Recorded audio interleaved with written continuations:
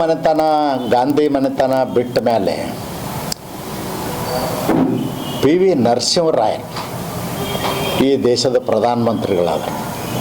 ಯಾಕೆ ನೀವು ನರಸಿಂಹರಾಯರದು ಪುಣ್ಯತಿಥಿಯನ್ನು ಆಚರಿಸೋದಲ್ಲ? ಅವ್ರನ್ನ ಯಾಕೆ ನೆನಪು ಮಾಡ್ಕೊಳ್ಳೋದಲ್ಲ? ನಿಮಗೆ ಎಲ್ಲೋ ಒಂದು ಕಡೆ ಭಯ ಕಾಡ್ತಾ ಇದೆ. ನರಸಿಂಹರಾಯರ ಹೆಸರು ಹೇಳಿದರೆ ಮುಸಲ್ಮಾನರು ಓಟ್ ಬರೋದಿಲ್ಲ ಅನ್ನೋ ಕಾರಣಕ್ಕಾಗಿ ಬಿಡ್ತಾ ಇದ್ದೀರಿ. ಆ ಭಯ ನಿಮ್ಮನ್ನು ಕಾಡ್ತಾ ಇದೆ.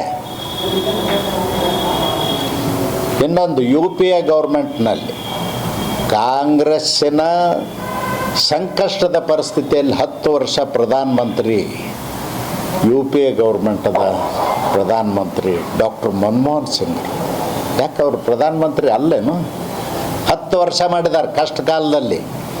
ಅವ್ರಿಗೆ ಜಯವಾಗ್ಲತ್ತು ಎಂದಾದರೂ ಮಾತಾಡಿದ್ದೀರಾ ಕಾಂಗ್ರೆಸ್ನವರು? ಅವ್ರನ್ನ ನೆನಪು ಮಾಡ್ಕೊಂಡಿದ್ದೀರಾ? ಇದಕ್ಕೆ ಮೊದಲು ಉತ್ತರ ಹೇಳಿ.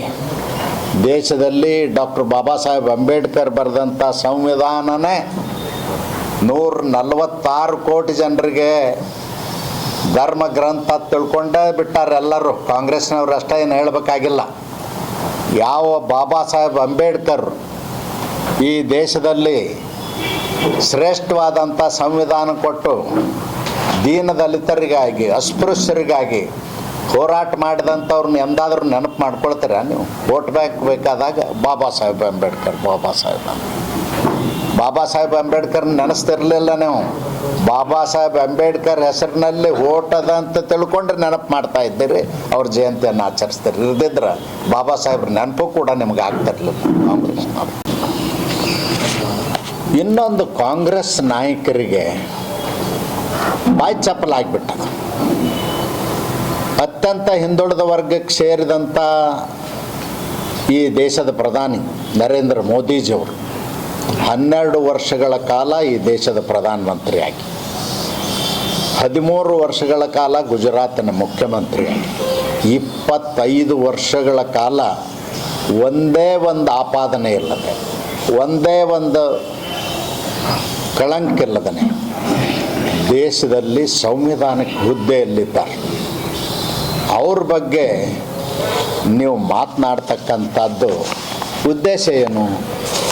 ಮತ್ತು ಕಾಂಗ್ರೆಸ್ನವ್ರು ಹೇಳ್ತಾರೆ ಹಿಂದುಳಿದವರು, ಅಲ್ಪಸಂಖ್ಯಾತರು, ಅಹಿಂದ ವರ್ಗಕ್ಕೆ ನಾವು ಬೆಂಬಲ ಮಾಡ್ತೀವಿ ಅಂಥೇಳಿ. ದೇಶದ ಪ್ರಧಾನಿ ನರೇಂದ್ರ ಮೋದಿ ಅಹಿಂದ ವರ್ಗಕ್ಕೆ ಸೇರಿದವರು ಅಲ್ಲೇನು? ನಿಮ್ಮ ಉದ್ದೇಶ ಏನು? ಯಾರನ್ನ ಖುಷಿ ಪಡಿಸೋದಕ್ಕಾಗಿ ಈ ಕೆಲಸವನ್ನು ಮಾಡ್ತಾ ಇದ್ದೀರಿ?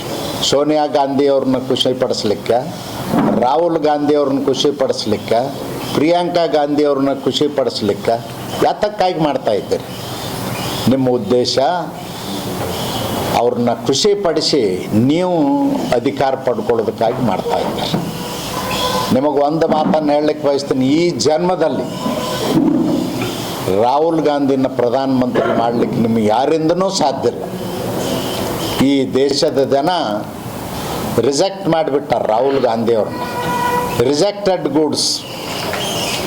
ಇವತ್ತು ಕಾಂಗ್ರೆಸ್ಸು ನಿಮ್ಮಂಥವರ ದುರಾಡಳಿತದಿಂದ, ದುರ್ನಡತೆಯಿಂದ ಇವತ್ತು ಕಾಂಗ್ರೆಸ್ಸು ದೇಶದಲ್ಲಿ ಅಸ್ತಿತ್ವವನ್ನು ಕಳ್ಕೊಳ್ತಾ ಇದೆ. ಬನ್ನಿ,